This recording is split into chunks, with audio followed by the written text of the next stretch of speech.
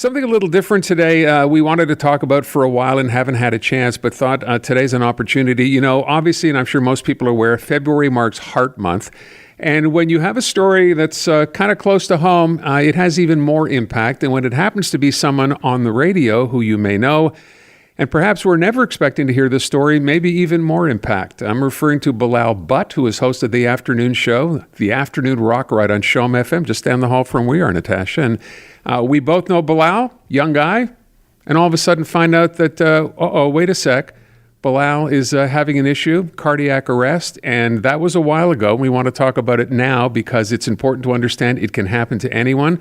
So Bilal Butt joins us now. Bilal, thanks for taking a few minutes this afternoon. Thanks for having me. So, how are you doing? Let's start with first that. Question, how are you right? feeling? Feeling much better now. I've been, it happened, I guess, late December. So I had a 6-week recovery period at home and then started to come back to work. And initial transition was a little bit tough. I've never been off work that long. So, just kind of getting back in the swing of things. But now much better and feeling good. So how old are you?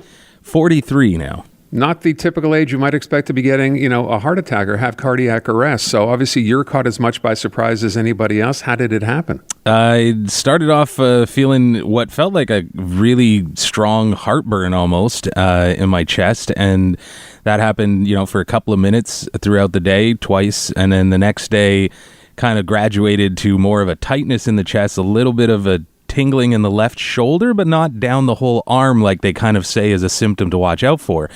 So I didn't know if it was a nerve thing, but then, so that happened again the second day a few times for about 4 or 5 minutes, and once when I was walking the dog, once when I was going up the stairs, and it kind of started to be coupled with a little bit of lightheadedness and trouble breathing. So that's when I figured, okay, something's going on here, especially when it happened overnight a couple of times. So I kind of woke up with this feeling, and in the morning I had my wife drop me off at the hospital, the emergency, on her way to work.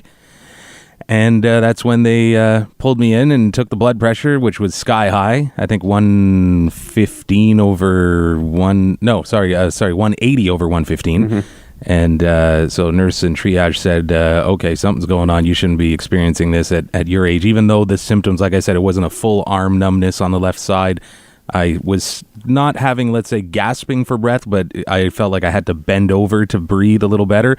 And stretch kind of thing. Like it was an odd kind of feeling altogether. So they put me in there, and by the time I saw a doctor, they had kind of diagnosed it with as an angina. Although in the first after I'd seen the doctor about 5 hours in, I was already hooked up to the monitors, and echocardiogram was done and all that, which they said looked normal. So again, they're scratching their head at my age. Why is this happening? Very young emergency doctor came in to see me. And that's when he, said, there's no cardiologist here, so you're going to have to come back tomorrow. Oh, my God. And I said, well, what do you mean come back? What if this happens again overnight? Well, if it happens for longer than 20 minutes, then come back into emergency. Which I thought was a little odd, and I didn't feel comfortable about it, but I said, well, you're the pro doc, so, if you say I'm okay, no medication, no nothing, just go home, come back the next day. They'll call you later on this afternoon to give you a time. So I left, wow. And that was kind of surprising. And, he said they apparently take these blood tests to look for your tropamine levels, which tells them whether or not you're headed towards a heart attack.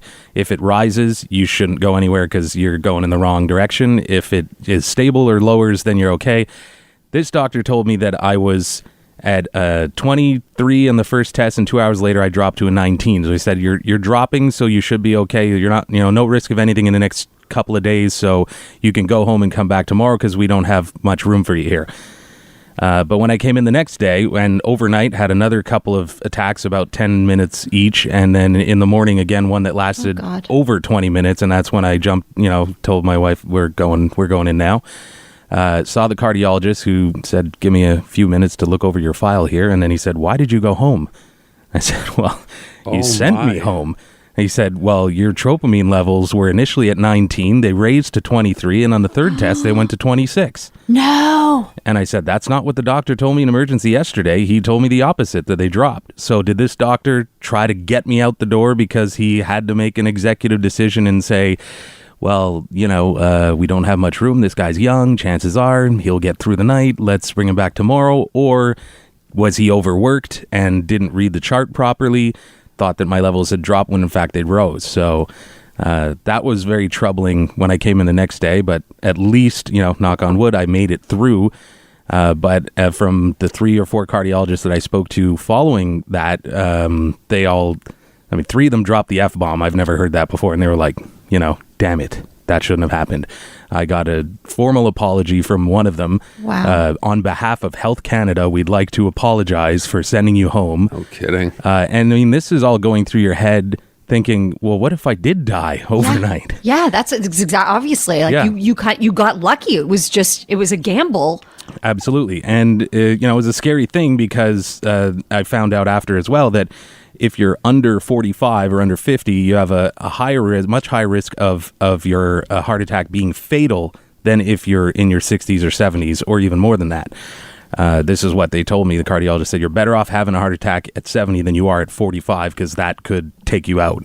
Wow. So, really scary stuff. But I then had to spend a few days in the emergency before they had room for me in the cardiology department and wait for, an angiogram, which could only happen on Monday unless it's an emergency because now we were Friday and the weekend. So it was a very scary and eye-opening experience as to how bad our healthcare system has become at this point. So then you had stents put in, I understand, Bilal? Yes, I had one stent put in so they discovered that one of my arteries was 95% blocked.